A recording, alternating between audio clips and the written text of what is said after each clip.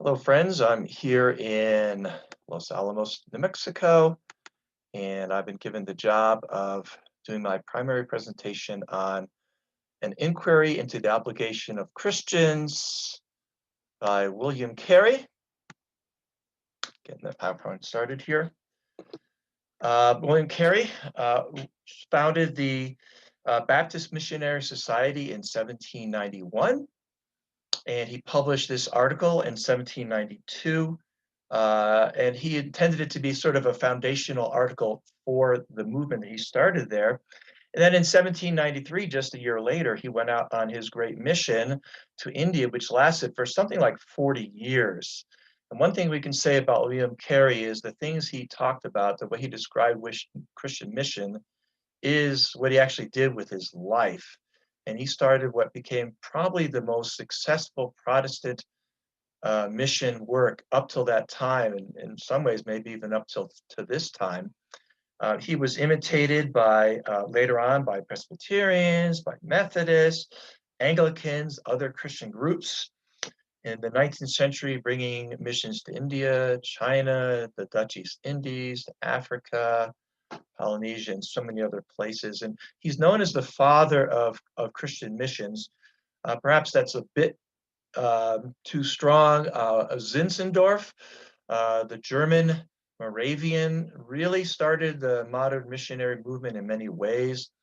But Zinzendorf was not attached to any particular denomination. He was Moravian, but he was really non-denominational. So William Carey really started this 19th century Christian missionary movement that we're learning about in this course.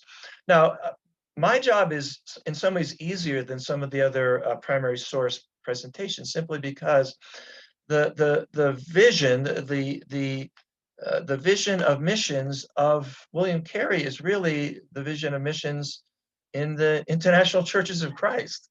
It's what we learned at the Christian mission to be.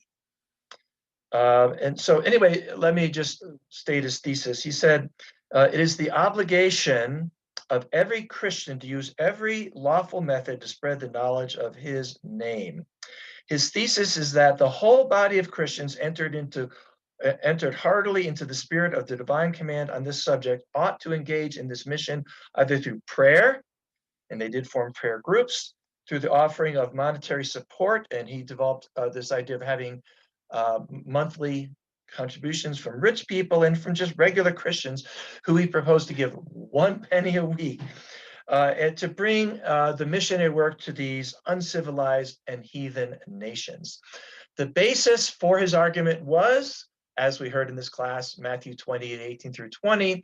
But if you read in his article, he goes beyond that. He uses many other scriptures. And one of the things he tries to do in creating his thesis is he tries to create a strong argument that this is a warrant not just for the apostles, as many other Calvinist groups, Presbyterians, and people from the Reformed theology would argue that that was a commission given to the apostles, and we as Christians, we don't have much effect on who gets saved anyway. He argued, no, that is indeed the job of every single Christian. So let me present his argument then. He argues that the Great Commission, Matthew 28:18 through 20, is to preach to all inhabitants without exception or limitation. He goes to great length to establish this as a warrant for all Christians. And then he goes into a rather long description, which is kind of encouraging, of the history of Christian missions from the time of Acts through the early church, through medieval times. He gives credit to the Moravians, which is great. Talks about the work of David Brainerd, who was a friend of Jonathan Edwards, bringing Christianity to the Indians there, the natives in America. And he argues that historically, this has always been the Christian mission. Now, of course, we understand Christian mission to be something much more broad than that, but Carey's vision of this mission is a very narrow thing. He then describes the conditions in the world in that time. He talks about there's 180 million Christians, in quotes, of whom many, he argues, are very weak. In fact, he called people papists, and he used rather unnice descriptions of a lot of these groups. He was very narrow in his thinking about who a Christian actually is. But anyway, he counted 180 million Christians, about 130 Mohammedans, and then 420 million who are still, in quotes, in pagan darkness. He described them as, in general, poor, barbarous, naked pagans, destitute of civilization as they're of pure religion. He's very patronizing. He's really a white supremacist. And he did not reject the colonial idea. In fact, he argued that the European colonialism gave an opportunity to bring Christianity to these pagan, uncivilized places, which, historically was true in some ways, but he completely ignores the incredible civilizations in India and China. Anyway, so he argues that there are a number of impediments that have been mentioned to the bringing of missions to these people, and then he completely destroys these arguments. So some of the arguments that have been used against bringing missions to these people is their great distance from Europe, the difficulty of getting there, their barbarous and savage manner of living, which of course we don't really appreciate describing it that way at all. And if the danger of being killed in putting on these missions, the difficulty of raising funds for the work, and the lack of intelligibility of their languages. But then he gives a blistering argument where he sarcastically describes their lack of commitment to the mission. He argues that it was much more difficult to do the same thing in the time of the apostles, who didn't have the ability to go around the world that they had. They didn't have this awesome, amazing Western technology. And he argues that really it's just a lack of commitment, that Christians ought to be willing to go great distances, that they ought to be willing to immerse themselves in other cultures. And Carey was a great linguist. He was one of the greatest linguists of his time. In fact, he helped to put together a number of biblical translations, and he kind of started this whole movement to translate the Bible into so many different languages. Again, like I said, he did what he argued we should be doing. And as far as the difficulty of raising funds, he established this missionary society for that very purpose. All right. So anyway, the most important thing for us, of course, is what can we learn from this about Christian mission?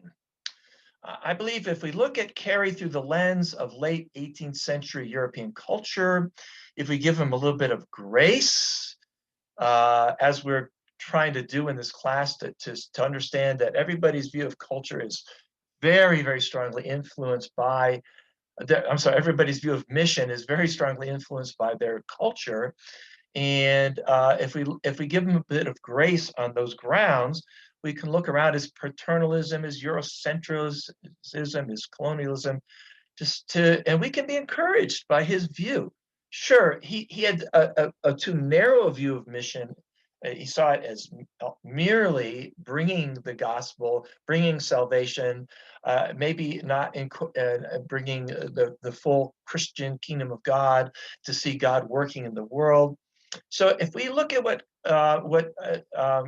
William Carey was asking us to do, if we incorporate that as part of our understanding of mission, and if we view this as not us bringing our culture, our civilization, but instead we see that as part of the Missio Dei, if we understand that we are joining in what God is doing in these places, and if we don't try to bring our culture to these people, we don't try to bring, heaven forbid, our civilization to these people, but instead we go to different places and we look for what God is doing in those places, and we see that Matthew 20:18-20 is part of our Christian mission. If we see it that way, I believe really he has a lot to offer. And we don't want to throw out the baby with the bathwater. You know what I'm saying?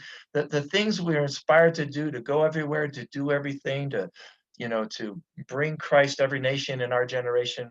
If we understand that as, okay, a limited view, but part of the Christian mission, and I believe we could be greatly encouraged by William Carey's charge. So thank you very much. And I have to stop the PowerPoint, but thank you for listening to this presentation.